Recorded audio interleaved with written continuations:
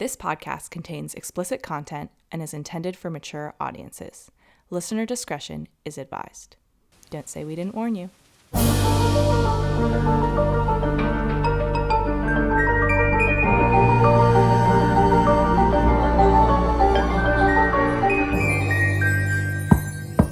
Welcome back, everyone. Oh, sorry. Go ahead. Oh, I'm just going to start the timer. Okay, go ahead. Welcome back, everyone. I'm Hannah. And I'm Madison. And you're listening to Who's Knocking? Another true crime podcast. Yep. That's us. Yeah. We're back with another episode. Very exciting. Yeah. What's up? Nothing's new with me. Yeah. Waiting for spring. What Yeah, about you? It's the dead of winter and it's shit. There's not much to do. I am pregnant again, so that's exciting. That's happening to me now, and I'm getting very large and in charge. Really? I can't tell. It's there. You can't tell that I'm sitting down, and I can't move. Yeah, from sitting down, I can't tell. I've set myself up in such a way that I cannot move. Though I'll probably have to pee multiple times while we do this, but nobody else will know that. But yeah, so if you hear me huffing and puffing away, I'm going to blame it on that. And if you watch us on YouTube and you see my face start to expand, that's why. So a new Who's Knocking baby. Well, on a very other note, got a story for you today. That was our attempt at an intro. Get to know us. Yeah. Shifting gears dramatically now. Okay. I'm going to tell you about a little story today. Nice little brutal murder story. I'm excited about this one. Yeah.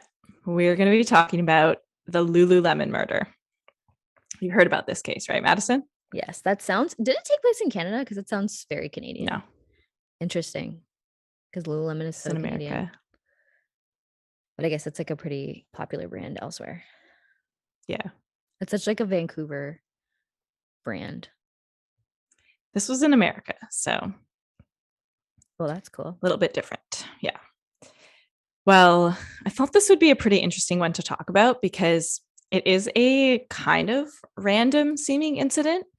It's an extremely violent murder. And so the fact that it was so violent and so random seeming, there's a lot of questions people have about this case.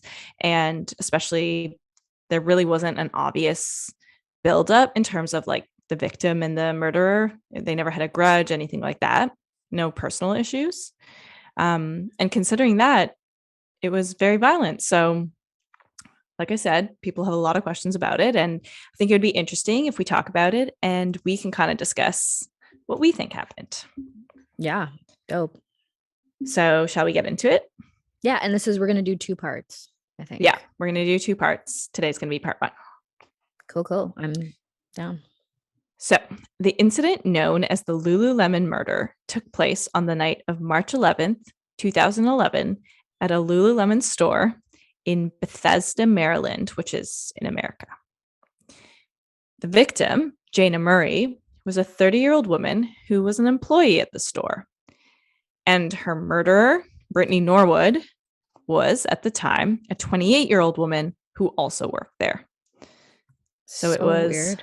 One coworker murdering her other coworker. Yeah. I'm so curious.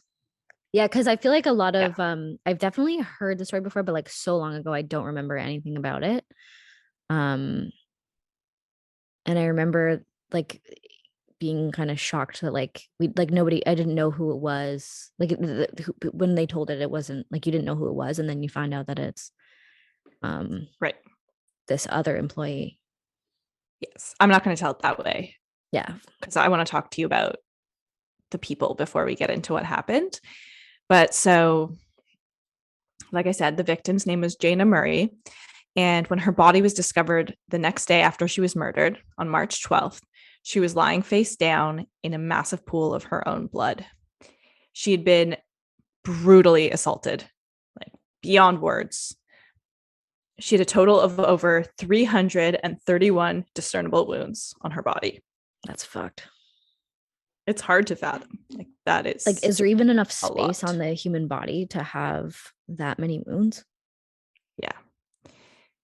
And most shockingly of all, Brittany, the murderer, who had remained at the scene of the crime and initially lied about being the killer, she didn't seem to have any grudge or history with Jayna that would lead to her wanting to violently murder her. Allegedly, and kind of like the officially agreed upon reason, is that Brittany killed Jayna because Jayna caught her stealing a pair of $100 leggings from the store they both worked at. What? That's like the official line. And I'll get into kind of like why people think that, but that's the excuse that's most commonly given. However, I think we can both agree that getting caught committing a petty theft isn't exactly an obviously understandable motive for killing someone, let Especially, alone like, with 331. Like that's let insane. alone like it doesn't sound like she was stealing from this girl personally, like it was stealing from a Right. store that the girl worked at. Like I used to No, work no, no. at. Like the one who stole was the one that was also the murderer. Okay. She caught her Like stealing, and she she's caught like, her. okay. And now I need to murder you. That makes more sense. That's I was what gonna people say say. that's really well. Both of them are super weird, but like, Yeah. It kind of makes sense because she's like already the criminal. yeah. But If you're so gonna yeah, steal a $100 pair of leggings, like you might also murder somebody. you have to be willing to kill for it at that point, apparently. Damn, for $100 leggings. Yeah, it's questionable whether that's what happened though, and we're gonna get into all the different theories. I did browse Reddit extensively and found some good theories there. So Nice. yes. So I'm gonna get into all the details, but I want everyone to keep in mind kind of the way I introduced it, because I want us to try to piece together actually why we think this happened. Because I think we can all agree that someone catching you shoplifting is not really, a reason to end to that violently. Yeah. Like, exactly. I understand, or I don't understand, but like it happens where like, maybe like you shoot somebody, you're like, whatever. Like that's still like aggressive, but 300 wounds, that's extreme. Aggressive is like an understatement. Okay, so I'm going to tell you guys about kind of like where this all happened. I want to introduce the two women involved, their lives before Brittany murdered Jayna, and then the details of the crime, and then all the aftermath. So investigation, Brittany's arrest, her trial, sentence, where she is now. So we'll get into all of it, and we're going to do it from the beginning as much as I could find. Cool. So let me start with telling you a little bit about where this murder took place. So I mentioned before, it was in Bethesda, Maryland on March 11th, 2011, specifically at a Lululemon store in the city's shopping district.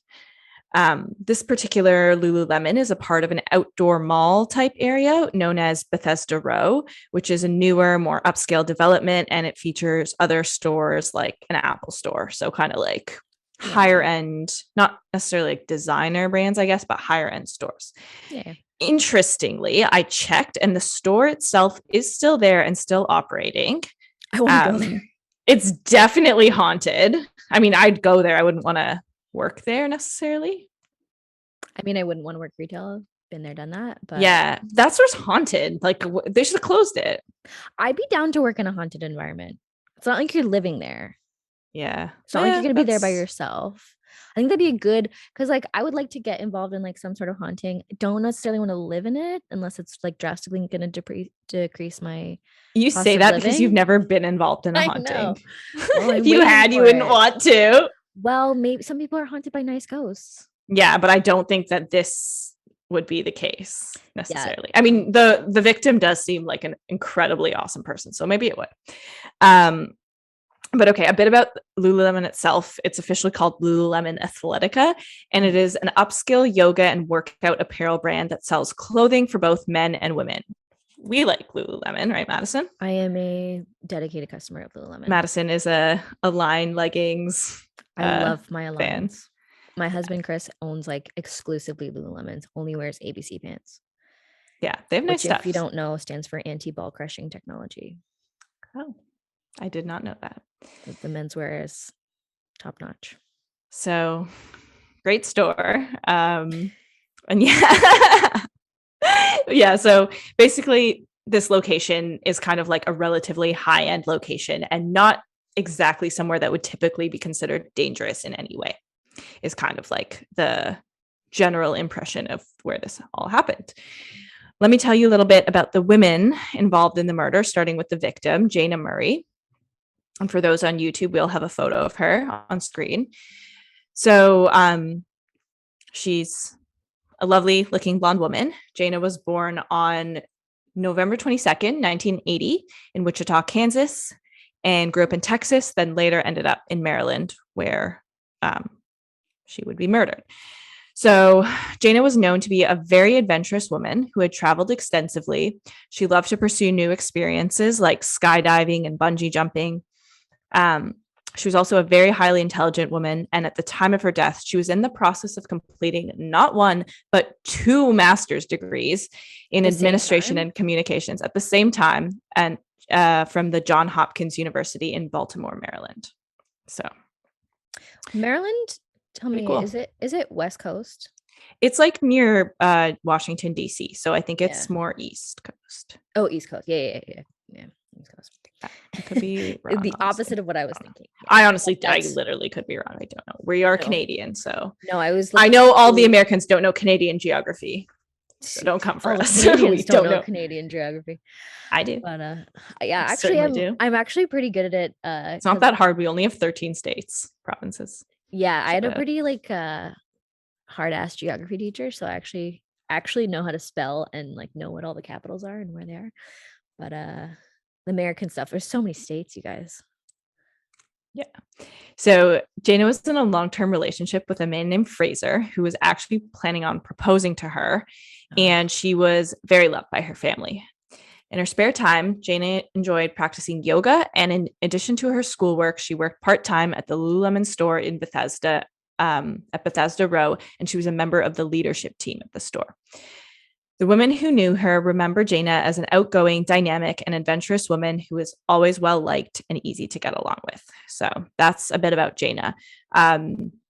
She honestly sounds like a great person and definitely did not do anything to instigate Brittany's violent attack on her. So that's Jayna. Yeah, that's so weird. You'd think that it was like some sort of like interpersonal, like fighting over a guy or something. Yeah, especially for it to be such a like violent kind of. But yeah, so let me tell you a little bit about Brittany Norwood's life prior to her becoming a murderer. So Brittany was born on May 19th in 1982 near Seattle, Washington. And from what we know, Brittany was born into a very close-knit and loving family.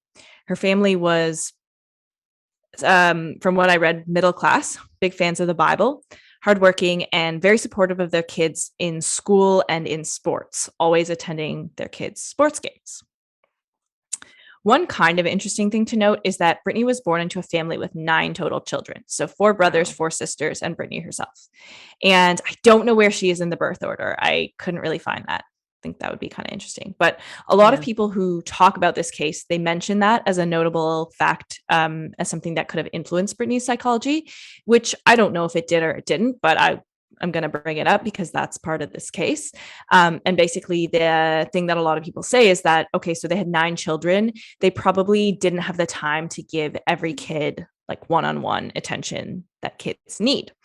So the implication is that Brittany might have felt emotionally neglected, even though from what we know, her family environment was stable. As far as we know, her childhood wasn't traumatic in the sense of abuse or any significant negative experience that we know of. Right. But it's possible that, like if she was the 9th kid in the birth order or whatever, it is possible that she didn't get enough attention from her parents and maybe could have started to act out as a cry for help for that attention. Maybe that is something that people say. And I don't have any kids, so I don't know, but like I have 3 dogs and I couldn't imagine having 9 dogs and giving them attention. So I have children. I cannot imagine having 9 children. Oh my God. Yeah. Like there's only so many hours in the day, right? God. Yeah.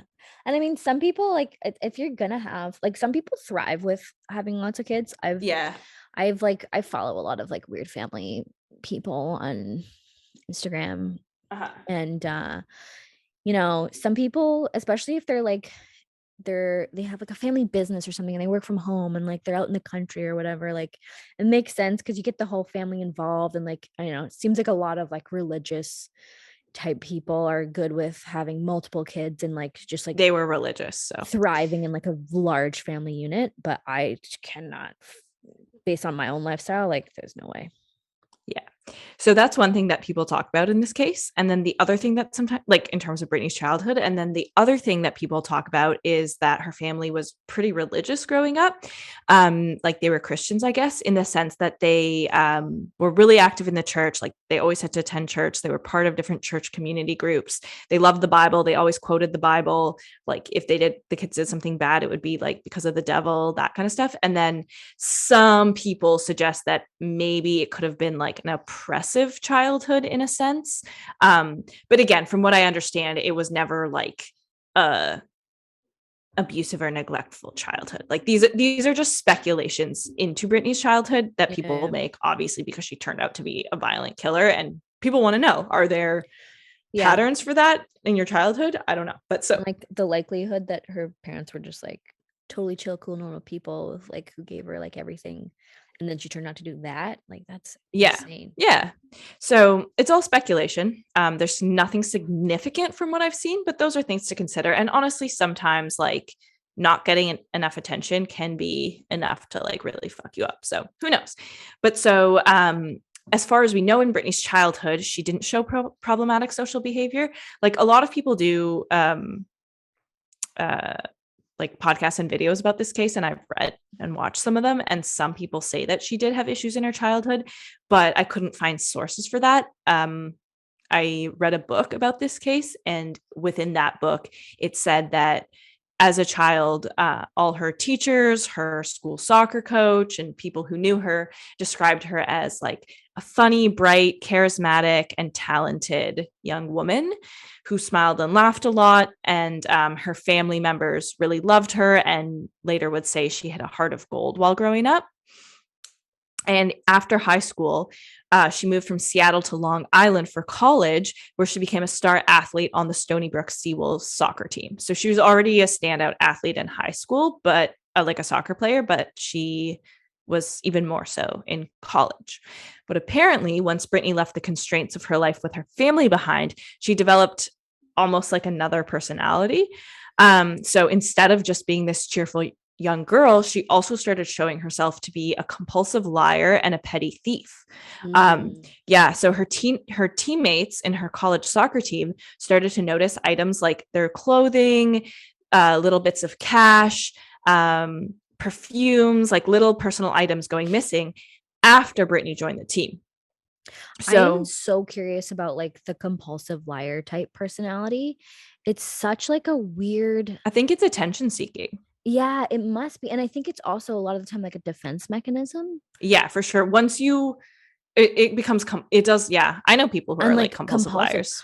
I was talking with a makeup artist one time who was she also like thinks she's psychic and like had all these stories about like how she predicted things in her sleep, which was kind of cool. And I don't know, I can't deny it, but she was telling me that her sister-in-law is like this compulsive liar and just like just lies about everything for no reason.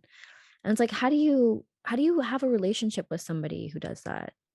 Yeah, I mean, I think it's probably pretty hard too. It would be so annoying. Yeah, annoying, like at least annoying. Yes. It's like extremely annoying. Yeah. I was like, Casey Anthony was a very compulsive liar. I don't know if you've looked into that case a lot, but I mean, of course I have, and of course I know about Casey Anthony. Yeah, but she was just like, she's like one of the best like case studies of like a compulsive liar. Yeah. But yeah, so Brittany's teammates later said that she was fun and pleasant to be around, but like nobody trusted her and everyone knew she was stealing from them. So they'd be like, yeah, she's cool, we used to hang out, but she's always taking shit from my bag. So it's exactly like Casey. It's kind of weird. And people would say like, oh, make sure you lock your locker because Brittany's going to take stuff from it. But like she was also fun.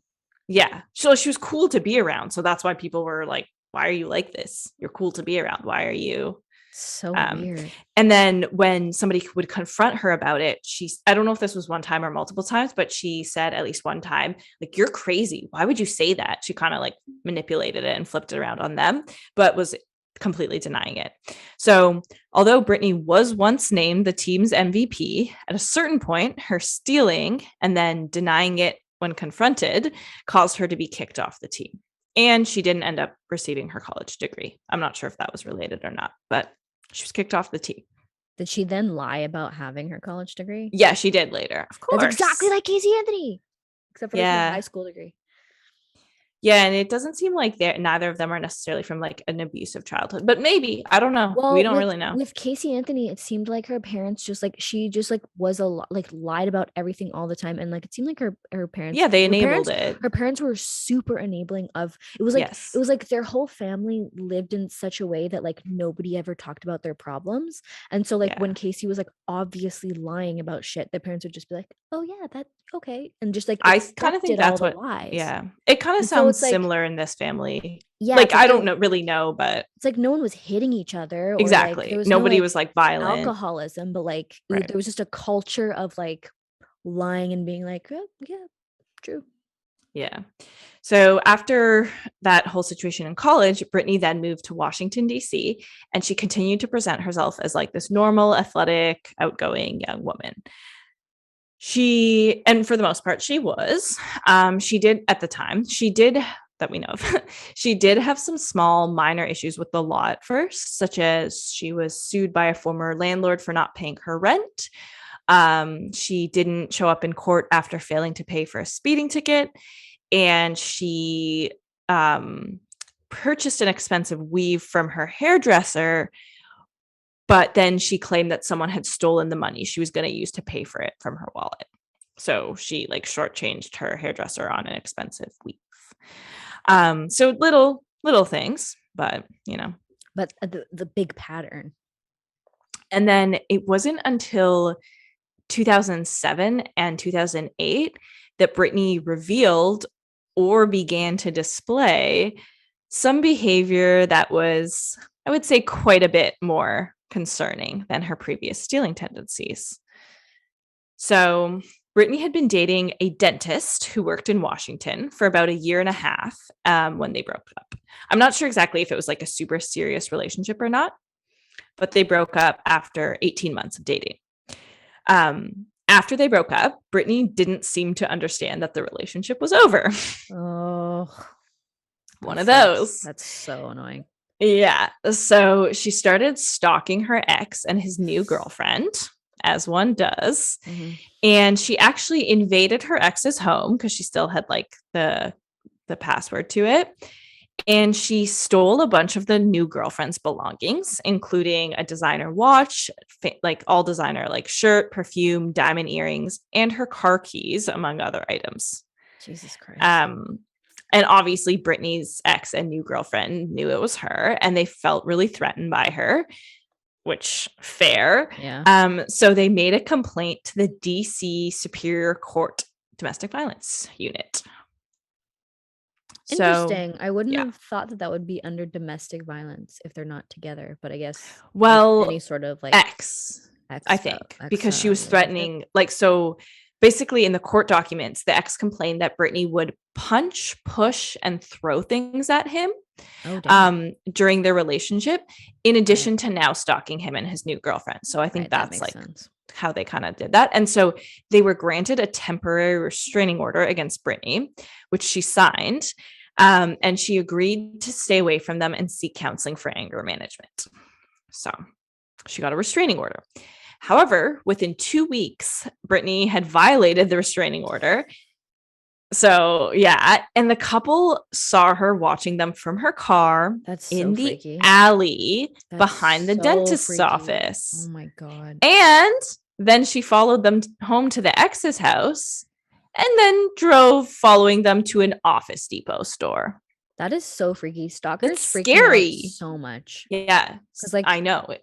I guess she has a restraining order against her, but like you can't do anything about someone just following you. Like you can't do anything. It's the scariest shit. So this girl just sounds like the most compulsive person in the world. Yeah. Yeah. So And I don't know, like, if she had any relationships before this. Like, I'm not sure. So at that point, they called the police on the spot and were basically like, this girl we have a restraining order and she's still stalking us. So Brittany was then called to a contempt hearing. But unfortunately, the contempt hearing ended up being postponed twice and then I guess just not being rescheduled. And then in May 2008, they did arrest. Oh, so maybe they did do the hearing. Sorry, I think they did. And then in May 2008, they issued an arrest warrant for Brittany, but it was never carried out because according to the law in DC, these orders are not executed by the police unless another complaint is then filed. So I don't really know what's the point of having an arrest warrant for her if they're not going to actually arrest her. But so they have an arrest warrant that's just out there and they're like, yeah, okay, we'll just have this here just in case. If somebody has another charge, then we'll follow through. And so I guess maybe they didn't complain again for whatever reason. Maybe at that point, Brittany left them alone because she was like, oh, fuck, I'll have to go to jail. So I'll actually leave you alone. I don't know. But that happened. Also, yeah. So, I mean, that's fucked. She's nuts. Sorry, she's nuts. Yeah, definitely. So also in the book that I read about this case, which is Murder in the Yoga Store by Peter Ross Range, it alleges that Brittany was also involved in prostitution. Okay. So, yeah. So this speculation is based on some of her text messages where I guess she was like, I don't know, saying something that suggested she was involved in prostitution. And she had posted some Craigslist, like personal services ads that they traced to her. And she was also discovered to have a subway fare card that had been issued by a prostitution counseling group. So I don't really know how that works, but I guess maybe there was like a fare card and it had the name, like a sticker or something from a prostitution that like a support group. Right. Okay.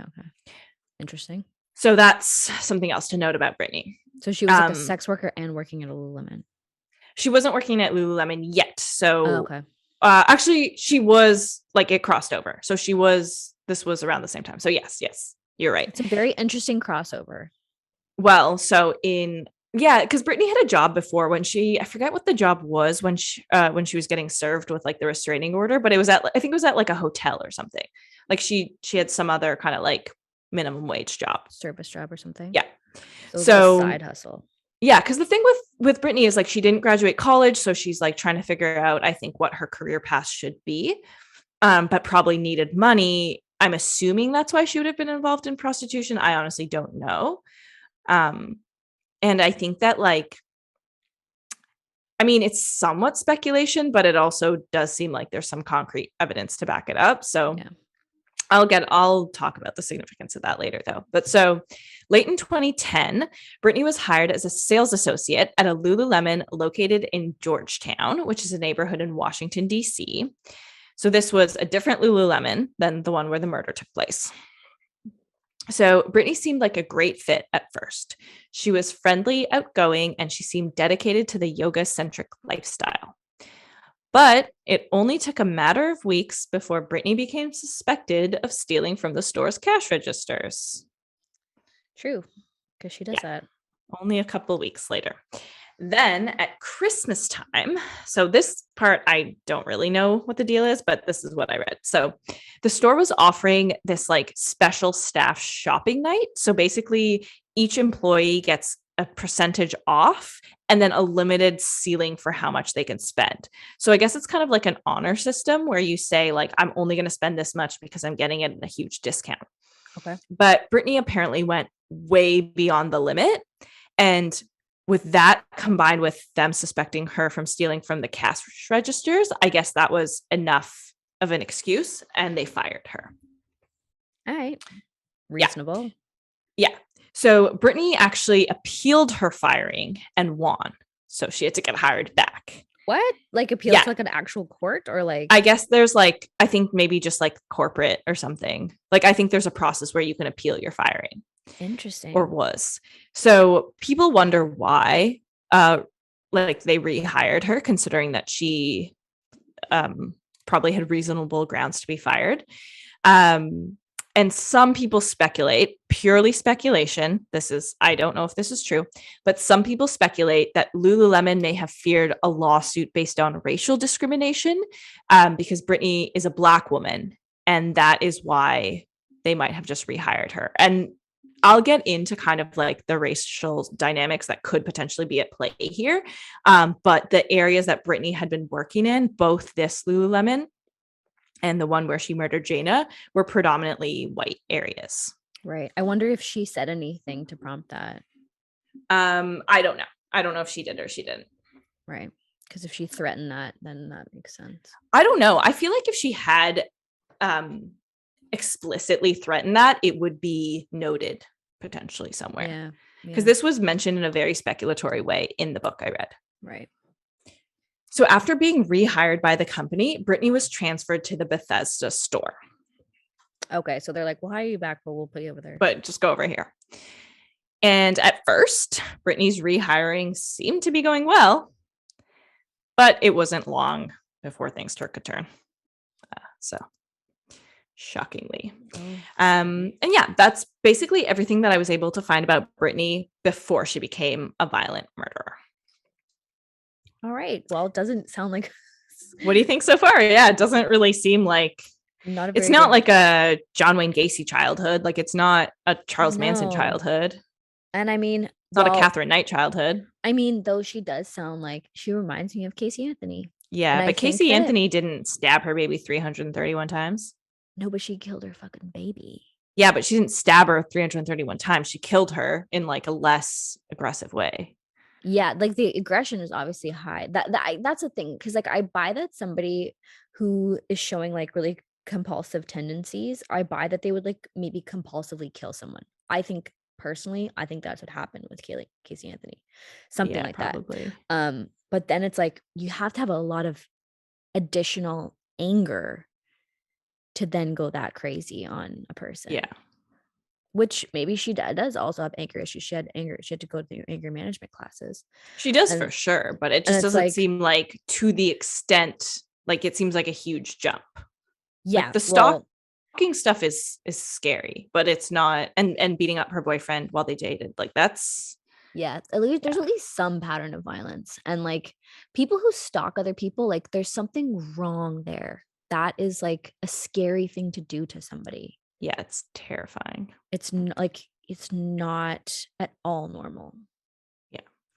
So let's talk about everything at Lululemon in the time that was leading up to when the murder happened. Okay. So as I mentioned earlier, Jayna was a member of the leadership team at that store, and that basically included a higher level of responsibility than the regular sales staff. Including opening and locking the store. Brittany, on the other hand, was a newer employee, and she was just like a regular sales associate. Okay. So she didn't have like the privilege to like lock the store and that kind of stuff. So we know that she was recently rehired by the company, but we also know that she wasn't planning on staying at Lululemon from conversations with friends. And she had actually applied for a job at the local Equinox gym with the goal of becoming a personal trainer there. Basically, like Lululemon, it's an hourly wage. She wasn't really making enough. And so she wanted to kind of like actually start to pursue a career in personal training, which makes sense because she's always been very athletic. Yeah. So some of the staff at Lululemon knew that Brittany had been suspected of stealing at the other store she'd worked at. And over the weeks that she was a new employee at the Bethesda Row store, several of the employees noticed their small personal items like perfumes, as well as cash, going missing from their bags. And then like Brittany would have that perfume suddenly. Yeah. But kind of interestingly, Brittany wasn't suspected at this point of stealing from the store at all. They just thought she was stealing from them. So I don't know if it was smarter for her. That's her like adapting. I don't know if it was her crimes, right? Yeah. So from what the employees would say later, it was very obvious to everyone that Brittany was the thief. However, Lululemon headquarters told the manager, Rachel, that they would need very concrete evidence in order to justify firing Brittany. So 2 days before Brittany would end up murdering Jayna, the leadership team had a meeting. And during that meeting, their regular agenda was essentially pushed to the side because they were focusing on discussing the more pressing issue of Brittany's stealing. Damn. So it's like pretty prevalent. They were basically very determined to catch Brittany, and they just wanted to end the trouble that she was causing the store for good. So I guess she was not, none of it was caught on security camera, obviously. Well, the store did not have security cameras. So, oh God, what? Yeah, this was what, 2008? 2011. 2011. So they didn't have security cameras. A lot of stores, I think a lot of stores don't. I don't know. I guess I worked at American Apparel in I don't think the they end had of high them. school, 2000, and there was such a bad stealing problem with employees. Yeah, that it was really easy to steal from there. Yeah, that they got security cameras. I remember when they got the security cameras, and they got tags. They put a note in the lunchroom or whatever. They're like, we've been like, if anybody who's stolen in the last 2 weeks, we will know, and you will be quietly fired. And everyone was like, oh shit. Everybody's like, we all have. So a couple people got fired. Yeah. But yeah, they didn't have security cameras. So the leadership team discussed setting up hidden cameras like a nanny cam, but unfortunately they didn't end up having the chance to put that plan into action. Before she fucking killed. 2 days. Yeah, it was 2 days before. So let me tell you about the murder, shall I? Please. March 11th, 2011, Jayna was working an evening shift with Brittany for the first time. Jayna actually never worked the Friday evening shift. She had happened to trade shifts with another employee to work that closing shift with Brittany. Yeah. On the night that she was murdered, Jayna had been planning to meet a coworker at a nearby restaurant for drinks after she closed the store. However, her coworker canceled at the last minute, and here was her last text message to Jayna after canceling their plans. The coworker said, "I'm headed home. Sorry. Hope you survived." Exclamation mark. Oh my God. Because they knew like Brittany's this thief. And I think like depending on what the timing of that message was, it's possible that they discussed like Jayna catching her in the act that day, or potentially catching her in the act that day and confronting her. That's insane that's the last text message. But 2 hours after she sent that message, Jayna was dead. So that's horrible. So fucked up. Yeah. Like literally a completely innocent person. So, I mean, even if you weren't innocent, you still don't deserve that. But no, nobody does. Yeah. So after the women closed up the shop that evening, which was at 9 p.m., they shut down the cash registers.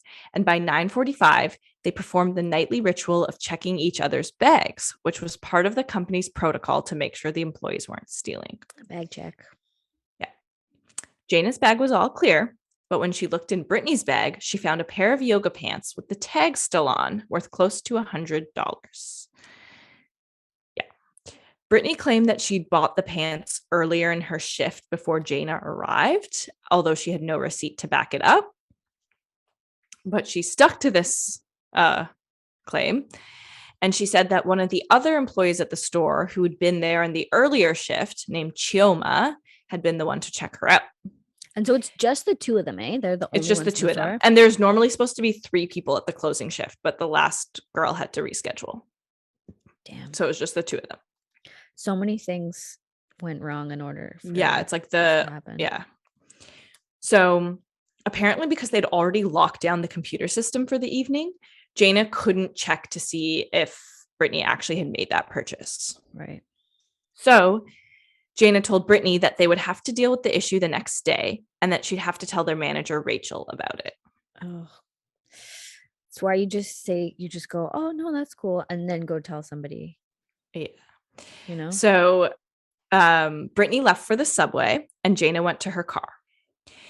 Jayna first called Chioma, who immediately confirmed that Brittany had not bought any yoga pants from her. Or leggings, I should say. Jayna then called her manager, Rachel, and told her, confirmed, we caught Brittany stealing. And Rachel said, Jayna, don't worry about it anymore. I'm going to fire Brittany tomorrow. Go home, go rest. And she's already out of the store at this point. She's out of the store. Okay. So then Jayna began to drive home when her phone rang. It was Brittany. Brittany told her that she had left her wallet at the store and she needed to go back to get it because it had her fare card that she needed for the subway. Okay. So this was all like one after the other. She called the one girl, she called her manager, she starts driving. Like it's in a short amount of time. Right. Because they had left the store at around 9:45 initially. But so anyways, as it turned out, Jayna had actually left her laptop behind at the store. So she agreed to drive back and reopen the store so she and Brittany could retrieve their belongings. Oh, God. She attempted to call Rachel to let her know she was going back to the store with Brittany, but Rachel didn't answer her phone that time. Yeah. It was so many people. So many little things. It was 20 minutes later that the two women were back at the store at 10:05 p.m. based on like when they unlocked the store. So that all happened in 20 minutes. Brittany knew she was in trouble with the manager, Rachel. If she was fired again, she figured she wouldn't be able to get the job she wanted at Equinox, and therefore she wouldn't be able to begin her career as a personal trainer. Yeah. Because Lululemon would be a good reference for a gym. Sure, yeah. And you're not going to get a reference if you've been stealing. Definitely. So 10:05 p.m., the women re-enter the store. 5 minutes later, at 10:10 p.m., employees from the Apple store next door, which shared a wall with the Lululemon store, they were closing up shop when they began to hear strange noises through the wall. At first, it sounded like something heavy was being hit or dragged. They heard a combination of thuds, heavy panting, high-pitched screams, and what sounded like a female voice making hysterical sounds. This went on, and then finally they heard two female voices. The first one said, "Talk to me. Tell me what's going on. Why won't you tell me? Talk to me." The other voice, which sounded more hysterical, said, "Stop. Oh God, please help me, God." Shockingly, the Apple employees walked away from the wall at about 10:19 p.m. when the noises began to fade. And you're going to tell me that they went right over to see that everything was fine and or called authorities, right? No. They finished closing up the store and went home. What the fuck? I know. And Apple had two security guards, and these two employees, like one employee heard the noise, then called the other one over. Neither employee asked the security guards to check on the Lululemon store. That is insane. Yeah. Insane. Yeah. For reasons that absolutely nobody understands, they decided not to do anything. Oh my God. They must feel horrible. Yeah. That's ridiculous. Yeah. From what I read, apparently, like, they didn't want to interfere. Like, it sounds like something's very wrong there. Like, you should fucking interfere. But that's the thing. Like, even if you don't want to interfere, like, call the cops and no one's going to know it's you. Yeah, just call the fucking police. It sounds, I mean, yeah, I don't know. So that happened. That's horrific. That is so horrific. This poor woman. Oh my God. I can't even imagine. Yeah, it's so sad. Like, she literally, I mean, nobody does anything to deserve that. But like, she was literally 100% innocent.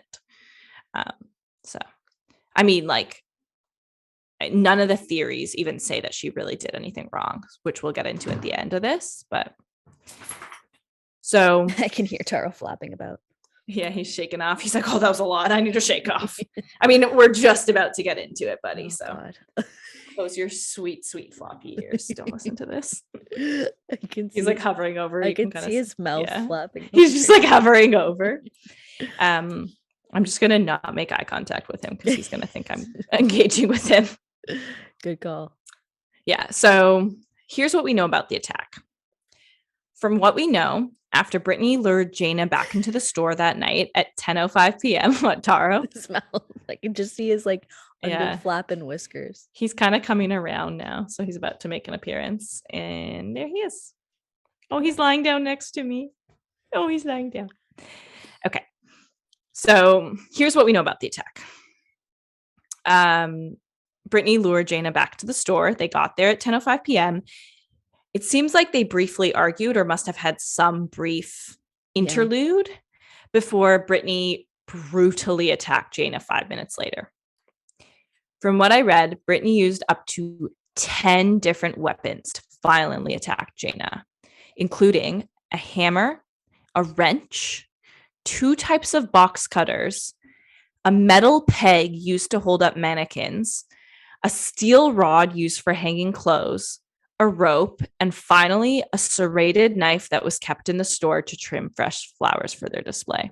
And we will have photos up of the different weapons on our YouTube page. And the clothing, the rod used to hold up the clothing rack is like this big steel rod. What the actual fuck? Yeah. Like what the fuck? Like you did not have to do this. Switching weapons that many times, like that's like you're not in a psychosis. Like you are actively like you're in control of your actions. Let me like 10. Yeah, I've never up to 10. I've never heard of a murder like that. Ever. Yeah. I know. It's so excessive and just that's insane. Yeah. So Jayna fought very bravely to get away from Brittany. Oh my God. But from what we know, Brittany ambushed Jayna in the back room, possibly using the steel clothing rod to hit Jayna on the skull from behind at first, which and there was like a big indentation in the back of her head there. And so it possibly like stunned her and compromised her ability to defend herself. Well, yeah, just the shock of it all. Like if you can surprise somebody enough, you can have so much. You catch them off guard. Yeah. And the violence, like Jayna's not a violent person, so what's she gonna do? Like she's not gonna be like, let me go back at you. But so Jayna seemed to have made it to the rear exit because there was a bloody palm print there, and Brittany like had her by the back of her sweater and pulled the sweater off of her. Oh my God. But then Brittany was able to corner her in the dead end of the little hallway behind the store. So she actually managed to like trap her and corner her in the corner. And that's where the Apple store employees heard the struggle. Because that was the wall that shared it. I just can't get over them not doing anything. I know. It comes into play a little bit later, but like nobody fucking can. Everybody is very confused by that. Especially if they heard someone saying, "Oh God, no." Or whatever it was, or something like that. You hear screaming, you hear thudding, like that literally cannot be anything other than something. And there is it's not like you can be like, oh, it's like, and even if it was like a relationship, it's like you still do something about that. That's insane. But it's like, it's a store that is closing. It's like 2 to 3 employees doing the same thing that you're doing. Yeah, it makes no sense. So it was in this corner that Brittany continued attacking Jayna until she finally collapsed. That's nuts. And experts say that Brittany would have been exhausted from attacking Jayna. And apparently the employees of the Apple store heard somebody like heavily panting. Yeah, you don't even think about like how exhausting that would be. Like that's such a it was physical. Yeah, it was like what they estimate, or according to this, was like a 10-minute attack. And so like 10 minutes of just like straining yourself, I guess. And they heard on like adrenaline probably. Yeah. Then, like afterwards realizing like, holy shit. Yeah. So kind of interestingly, Brittany was smaller than Jayna. She's about 5'2" and 123 pounds, although she's very, very athletic, or was very athletic. And Jayna, on the other hand, was 5'5" and about 160 pounds. But since Brittany most likely ambushed Jayna, as well as how athletic she was able to overpower her. Oh. Jayna was bigger than her, but not like massively bigger than her, but just like a bit. No, Brittany just sounds like a pretty small person. Yeah, Brittany's very petite. If you're also super athletic, like that's like she's athletic and she got her by surprise. But so after Brittany murdered Jayna, she stayed at the scene of the crime. At around 12 a.m., about 2 hours after the murder, a policeman noticed someone sitting in a silver Pontiac car at a parking lot 3 blocks away from the Lululemon. And they thought it was kind of weird because this car just like had its lights on in this parking lot at 12 a.m. It was Jayna's car.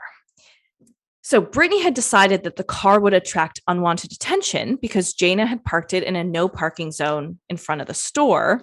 Right. Since Jayna thought she was just going to run in. Yeah. So Brittany decided that she had to move the car, and apparently she sat in it for quite a while, possibly deciding what to do next, but we're not sure. Damn. And is she not like covered in blood? She had a lot of blood on her, yeah. So, and she just like moved Jayna's car to this parking lot. So Brittany created a very elaborate lie about what happened. she conceived of this story. I'm not sure when she did, but she basically decided that she was going to say there was a violent assault, which I will get into details later, where both her and Jayna were attacked and raped by two random men. So she was also a victim in her story. And then she went ahead and staged a crime scene to make it look like she was a victim as well. Of course she did. Yeah. So she went back to the store after she moved Jayna's car. She soaked her shoes in a pool of Jayna's blood and then tracked them around the store to leave like track marks that like she was running away in a pool of blood. Right, she then took a pair of men's size 14 Reeboks from the store display because they had some shoes there that were like for men to wear if they were trying stuff on. And she did the same thing with those shoes, tracking them behind her shoes as if there was a man pursuing her. Then she washed both pairs of shoes in the backroom sink and placed the men's shoes back on the store's display rack. We will have some photos of this. They're gonna find that blood on those shoes. Yeah. And she didn't notice that her shoelaces were still bloody. And so as she was walking away from the sink, there was like little slap marks of blood. Brittany then made a mess of the store. She flung hangers, a broom, a mop, and a chair all around to make the scene look more chaotic. We'll have some photos of that as well. She then slashed herself with a razor blade across her breast, stomach, thighs, back, and face, and notably quite a deep indentation in her forehead with the razor blade. So Brittany, like, that's fucking commitment to this lie. Like, she attacked herself after this. This woman is not well. Yeah, and I don't know if she has a history of self-harm or not, but that happened. So there's more. She cut her clothes. And she ripped her black Lululemon yoga pants that she was wearing open at the crotch, exposing her vagina to complete the picture of herself as a rape victim. She did the same thing to Jayna's pants, ripping them open from behind. Jesus Christ. Like, this is just so, God damn. Like, this is just above and beyond. Like, her, just like horror. Yeah, this is so much. Like, this is very, very excessive. Like, you did not have to do any of this, and you did all of it. Damn. So finally, Brittany bound her ankles with zip ties from a shelf near Jayna's body, and then used her teeth to zip tie her wrists and put her arms above her head.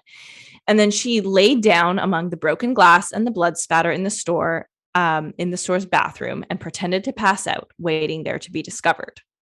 And there's actually a couple photos of her, which we might display on YouTube, depending on our producer's discretion. So sure. I don't know if that's like, they're kind of interesting. She's in like, there's a bunch of broken glass. There's like a flower, like from a vase that fell on the ground. There's fucking big splash of blood, and her like shirt is cut off. She's wearing like a sports bra, and she's just like, so she waited, and right before 8 a.m. the next day, the store manager, Rachel, arrived. So Rachel gets there, and she was surprised when she found the door unlocked, since Jayna, who is in charge of locking up, was always responsible about doing that. So she was kind of like, what the fuck? Like, Jayna didn't lock the store. That's already really weird. Yeah. And as soon as she walked into the store, she saw the mess that Brittany had made, and it wasn't long before she noticed the bloody shoe prints on the floor. At that point, Rachel thought she heard like some moaning coming from the back of the store, like someone moaning in pain. So, or some like muffled human noise. She thought she heard something. So she freaked out and just ran outside. She was like, what if there's a murderer in here?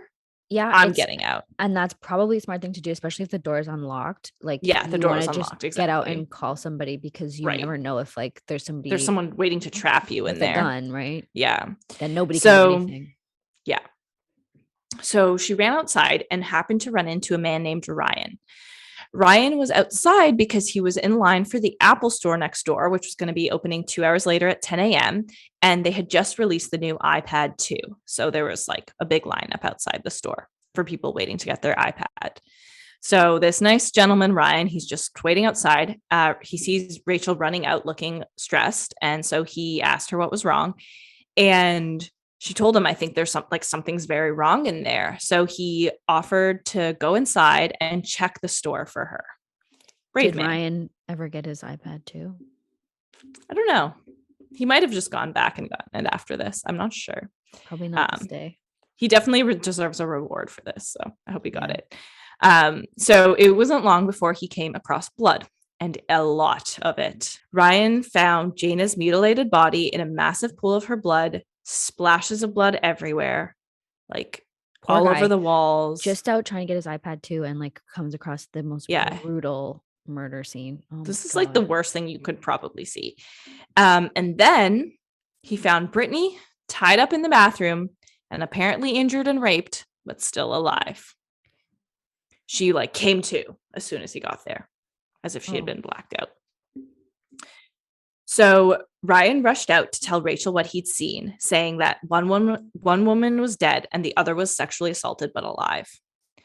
Rachel immediately called 911, and I have the audio of her call. I think we can just insert it here. 911, what is the emergency? There's two people in the back of my store. One person seems dead and the other person is breathing. The door was open this morning. I think one of my managers came in to open it. Someone tied her up.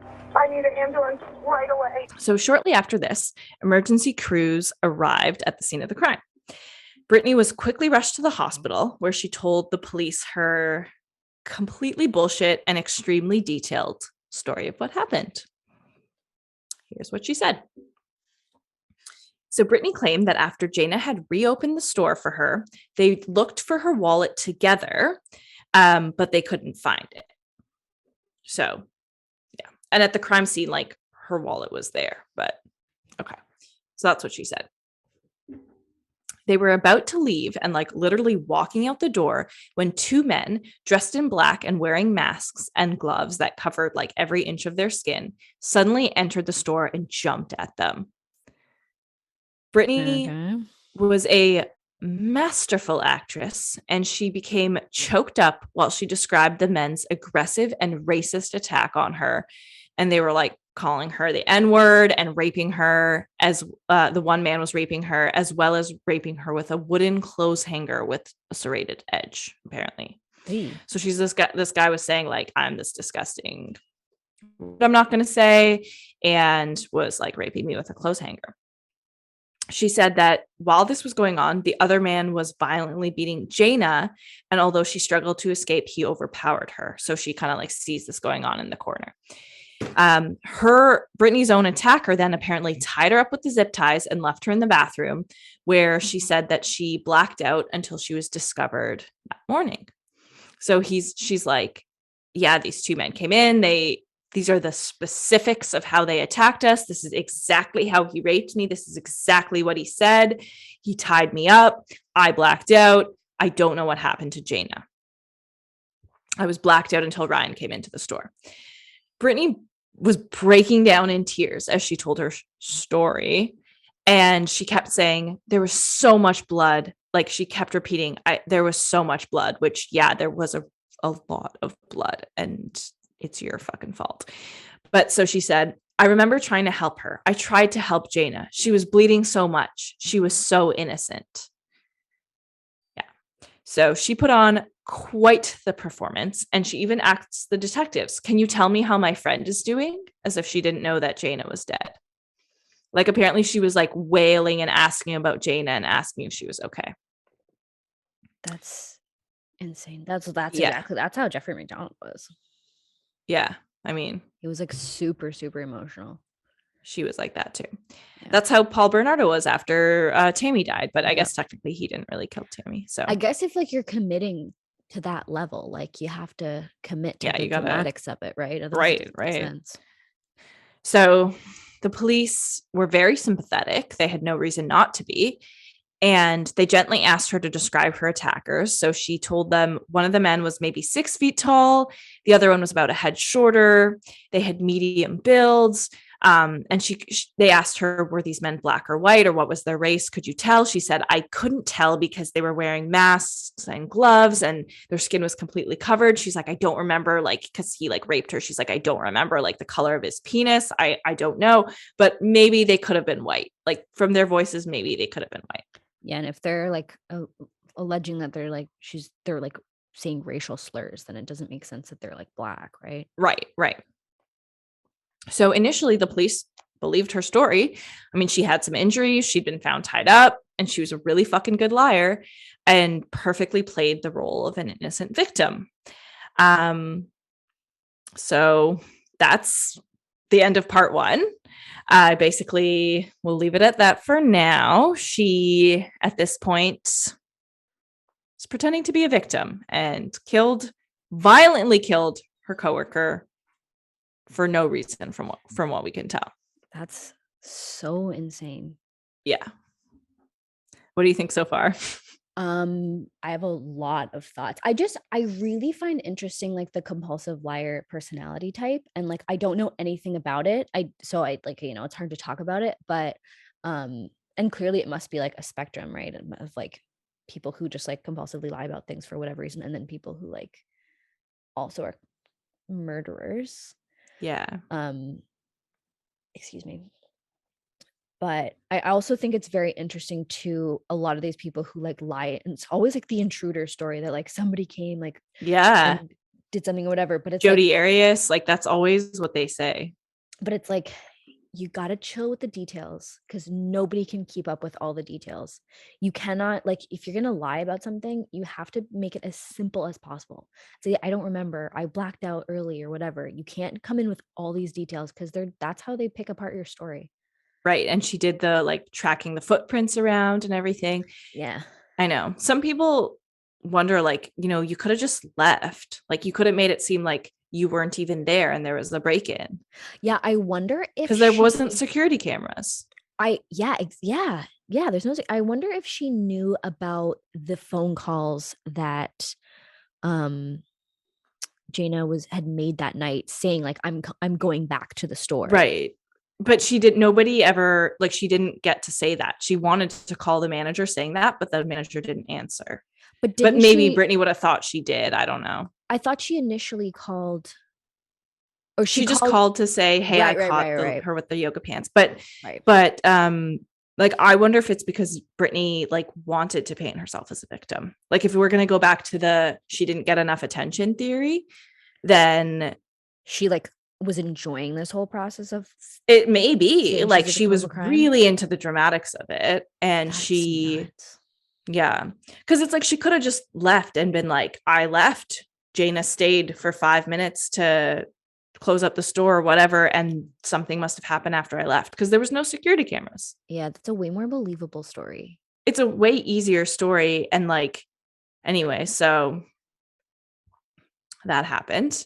And yeah, basically like that's the event itself, but there's a lot of fallout still to come from the case. So that's why we split it into 2 parts.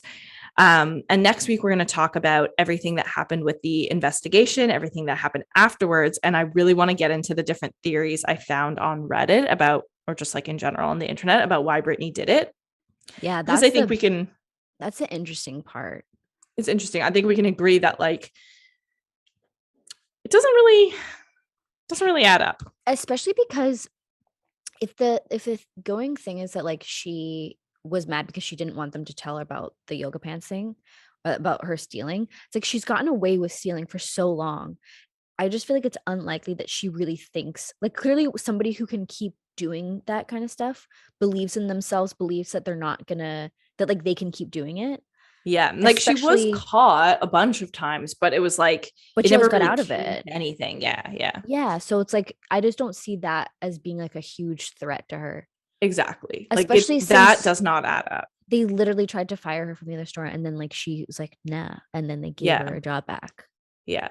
Like there's a lot of other, I mean, there's not a lot. There's a couple other theories, which I'll talk about next time. And I'm interested.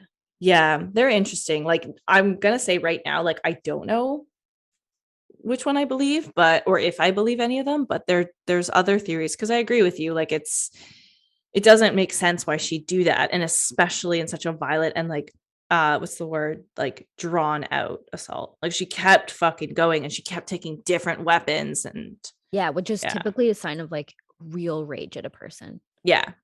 I think she had real rage. I think that's without a doubt. But like at Jayna, why? You know? That's so interesting. So yeah, the Lululemon murder, pretty fucked up. It's so ironic too, because it's such a like it's a yoga store where it's all about like being peaceful and and they're like that's bad. They're like way too nice in there. And yeah, like it's something that when I heard about this, it just seemed like the last possible location that this would happen, but it did. And I can't fucking believe the store's still open. I really want to go. Yeah, we should just go there. I mean, I'm sure it's like cleaned up now. It's been like 12 years or 11 years.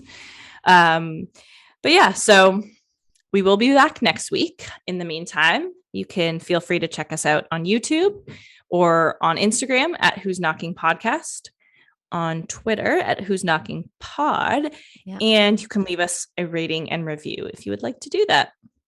Yeah, and if you're a middle-aged mom, catch us on Facebook. Sorry, was that really mean? I am a mom, so I'm allowed to say that. But yeah, people who are still on Facebook, we have a Facebook page. Yes, we are also on Facebook. And yeah, so that's it for this week. We will be back next time. So till then, remember to stay safe out there because you never know who's knocking. Bye.